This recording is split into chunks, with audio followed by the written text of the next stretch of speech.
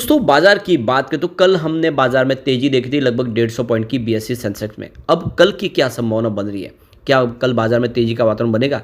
तो market expert की क्या राय बाजार को लेकर, क्या है सपोर्ट रेजिस्टेंस, उसको समझने की कोशिश करेंगे। दूसरी तरफ मार्केट के जाने माने investor, global investor Warren Buffett ने इस समय बाजार को लेकर आगाही किया कि बाजार में भयंकर मंदी आ सकती है। क्या ऐसी संभावना बन रही है? उसको समझने की कोशिश करेंगे इस वीडियो के माध्यम से। इसके अलावा सेबी ने एक बहुत बड़ा फैसला किया बाजार को लेकर, एक एडवाइजरी जारी की है और उनका क्या है कहना, उसको समझने की कोशिश करेंगे। क्या बाजार में आने वाले समय कुछ संभावना पॉजिटिव बन रही है? क्योंकि बाजार एक ऑल टाइम हाई के ऊपर जाने के बाद देख सकते हो कि इसमें दबाव का वातावरण बना हुआ बाजार में। समझ में नहीं आ रहा कि क्या किया जाए। और देख सकते हो कि भले ही पॉजिटिव क्लोजिंग रही हो कल बाजार में, लेकिन काफ़ी शेयरों में ज़बरदस्त गिरावट हुई है। आप देख सकते हो कि मिड कैप स्मॉल कैप की ज़बरदस्त पिटाई हुई है। सिर्फ कहने मात्र के लिए बीएसई सेंसेक्स ग्रीन था। ऐसे में क्या किया जाए जानेंगे इस वीडियो के माध्यम से। लेकिन फ्रेंड उससे पहले अगर आप पहली बार हमारे चैनल पे आए तो चैनल को सब्सक्राइब कर दीजिए, एक बेल आइकॉन दबा दीजिए ताकि जब भी नया वीडियो बने पहला नोटिफिकेशन आपको मिले। वीडियो पसंद आए तो लाइक से ज़रूर कीजिए। चलो फ्रेंड्स वीडियो स्टार्ट करते हैं। मैं हूं आपका दोस्त एस बी दवे और हमारे अपने चैनल ऑनलाइन कमाई में आपका बहुत बहुत स्वागत है। तो सबसे पहले बीएसई सेंसेक्स की बात कल कर लेते हैं। 79,105 के स्तर पे क्लोजिंग थी। 149 पॉइंट की तेजी थी, यानी 0.19% अप था बीएसई सेंसेक्स। लेकिन आपने देखा होगा कि सबके पोर्टफोलियो में कल गिरावट दर्ज हुई है। निफ्टी 50 भी पॉजिटिव था, 24,143 के स्तर पे 0.020% की मामूली सी तेज़ी के साथ क्लोजिंग दी है, या यूँ कह सकते हैं कि फ्लैट क्लोजिंग थी। अब इंटरनेशनल मार्केट खुल चुका है और वहाँ से सिग्नल काफ़ी अच्छे दिखाई दे रहे। डाउ जोन की बात करें इस समय 40,321 के आसपास है, जहाँ पे 0.78% की तेज़ी है। S&P 500 की बात करें तो 5,506 के स्तर पे इस समय ट्रेड करता हुआ दिखाई देगा। 0.94% की तेज़ी, यानी लगभग 1% के आसपास की तेज़ी। नेस्डैक कंपोजिट में ज़बरदस्त तेज़ी है। 17,454 के स्तर पे 1.52% के आसपास की तेज़ी है। रजल 2000 इंडेक्स में ज़बरदस्त तेज़ी है।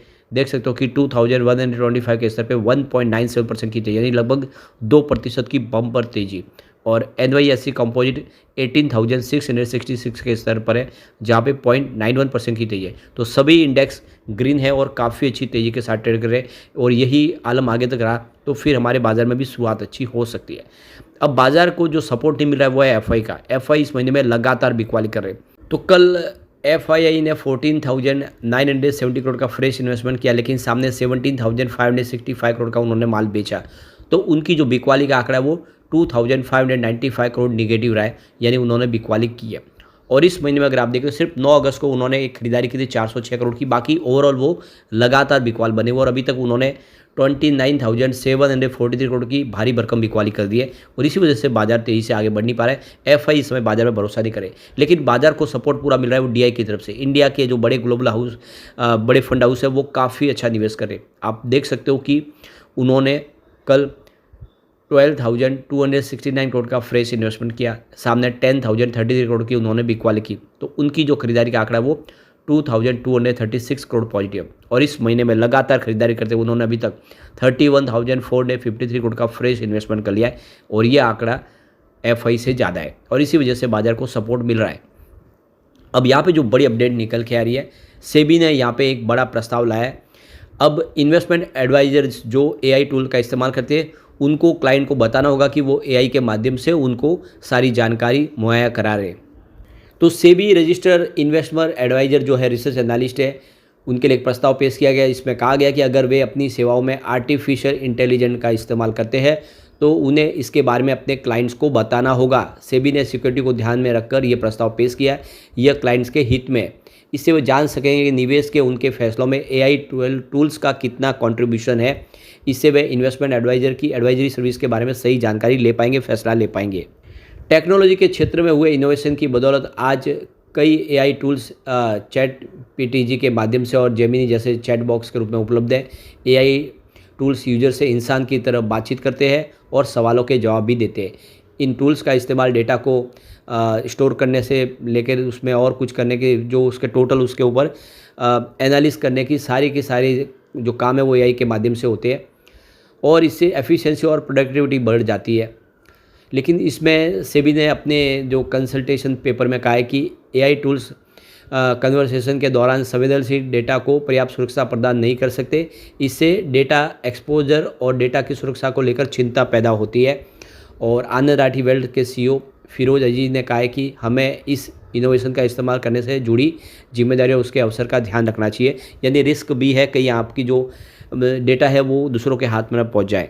तो इसके लिए अब सेबी ने कमर कस लिया कि जितने भी इन्वेस्टर एडवाइज़र हैं उनको जानकारी देनी होगी कि क्या वो एआई का इस्तेमाल करें और कितना कर रहे हैं, जिससे क्लाइंट को पता चल पाए कि उनकी सेवाएं लेनी है या फिर नहीं लेनी है।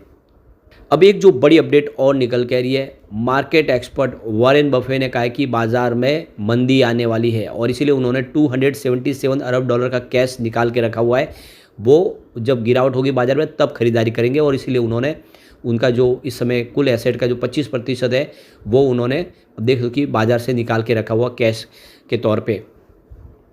तो वॉरेन बफे की कंपनी बर्कशायर हथवे के पास रखा कैश रिजर्व जून तिमाही में और बढ़ गया है। कंपनी के पास रखा कैश अब कुल एसेट का करीब 25% हो चुका है। जून 2025 के बाद ये पहला मौका है जब कंपनी ने 25% एसेट कैश में रखा हुआ है। और आप देख सको कि हाल में ही एप्पल और बैंक ऑफ अमेरिका में इन्होंने अपने शेयरों की बिकवाली की है।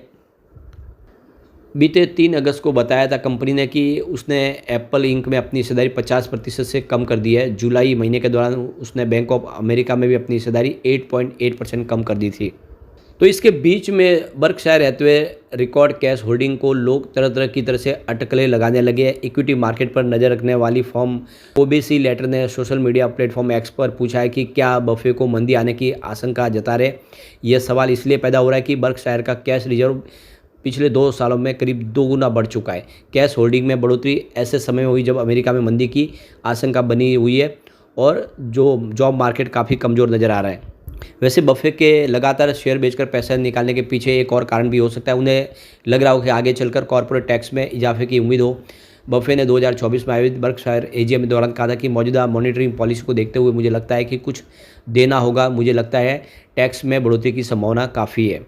तो देखना होगा क्या बाजार में मंदी आएगी। लेकिन वैसे इस समय इंडिया का बाजार तो अच्छा ग्रो कर रहा है और आने वाले समय भी बेहतर उम्मीद है। हो सकता है कि शॉर्ट टर्म के लिए कुछ करेक्शन आए। बाजार काफ़ी ज़्यादा दौड़ चुका है लेकिन वैल्यूएशन अभी भी बाजार की अट्रैक्टिव लग रही है। अब यहाँ पे आगे की क्या संभावना बनी है। एंजल वन के राजेश भोसले ने कहा है कि पिछले सोमवार को हुई तेज बिकवाली के बाद इंडेक्स में एक निर्धारित रेंज उतार चढ़ाव दिखाई दिया है। किसी भी दिशा में मोमेंटम नहीं दिखाई दिया है।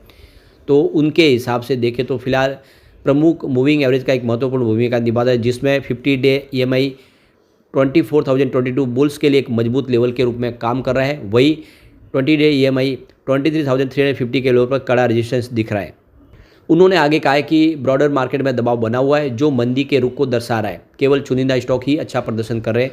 निफ्टी मिड कैप 100 और स्मॉल कैप 100 इंडेक्स में 0.6% के आसपास की गिरावट आई है। इसलिए ट्रेडर्स को सलाह है कि वे इस समय ज़्यादा निवेश के बारे में न सोचें। चुनिंदा जो स्टॉक है उन पोर्टफोलियो में ऐड करने की कोशिश करें। बाकी इस समय ज़्यादा निवेश के बारे में बिल्कुल न सोचें।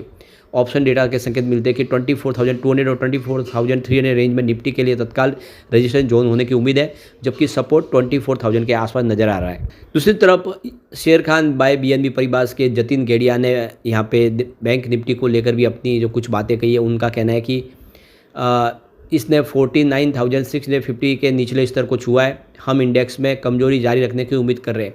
इसमें तत्काल सपोर्ट 49,650 और 49,600 पर है।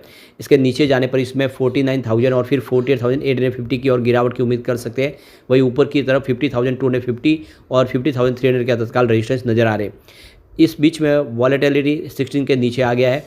तो ये वॉलेटिलिटी इंडेक्स नीचे आने की वजह से, लेकिन बुल्स अभी भी एक्शन में आने के लिए कम से कम 15 के स्तर के नीचे आने की जरूरत है और टिकने की आवश्यकता है। तभी इंडिया VX में एक जो है पॉजिटिव संभावना दिखेगी। फिलहाल अभी इंडिया VX को देख के थोड़ा वेट करने की संभावना बन रही है।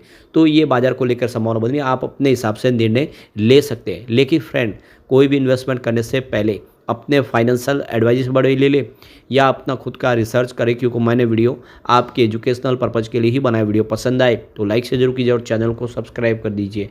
Thank you friends.